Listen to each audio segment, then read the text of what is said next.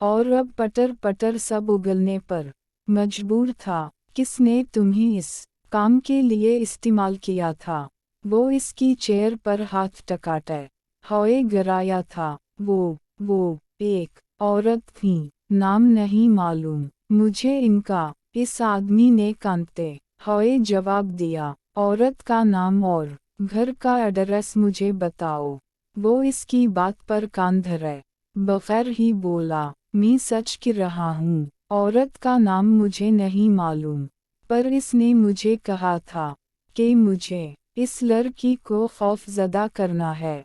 इससे पहले वो आदमी मजीद कुछ कहता इसका भारी हाथ उठा था और पूरी कुव्वत से इसके मीना पर मक्के बरसा चका था। इस आदमी के मीना से फवारे की सूरत खून निकला था, जिसके बाद इसने इंतहाई बेरहमी से इस आदमी के पीठ और टांगों पर लाठी मारी, जिसकी वजह से वो आदमी अब अंधे मीना जमीन पर गिरा हुआ था। इसने इबाद को देखा, इसका दरगत बनाते रहो जब तक ये मजीद अपने मीना से उगल ना ले।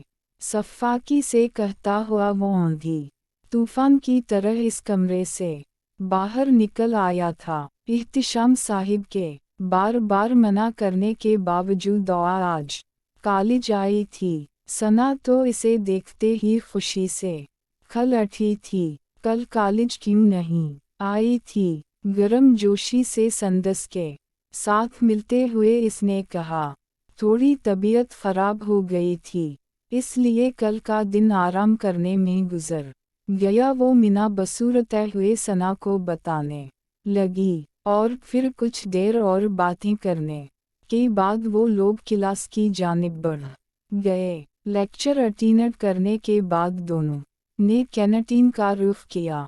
अभी वो दोनों अपनी मखसूस जगह पर बैठी ही थीं, जब एक खूबसूरत और नाजुक सी लड़की इन के पास आ गई। क्या मैं यहाँ बैठ सकती हूँ?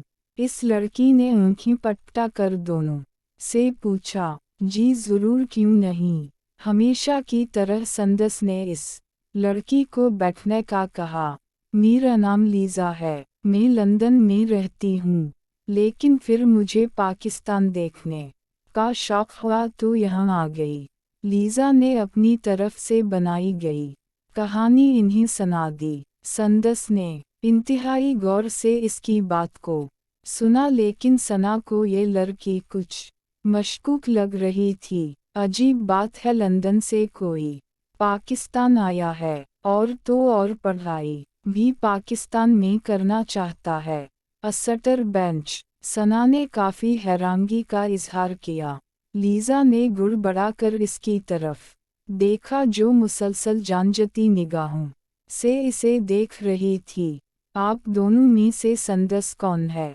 लीज़ा ने सना की बात को इग्नोर करते हुए अगला सवाल पूछा। एक मिनट, आपको कैसे पता कि हम दोनों में से एक का नाम संदस है? सना का शक अब यकीन में बदलने लगा था। लीज़ा ने दिल ही दिल में हैदर शाह को कोसा और फिर कुछ देर में खुद को कंट्रोल में करने के बाद बोली, वो जब मैं कैंटीन में दाखिल हुई थी तो आप दोनों में से किसी एक की आवाज़ मेरी कानों से टकराई, तो इसलिए मैंने सोचा पूछ लूँ आप दोनों में से संदस कौन है। लीज़ा ने बात को तोड़ मरोड़ कर पेश किया।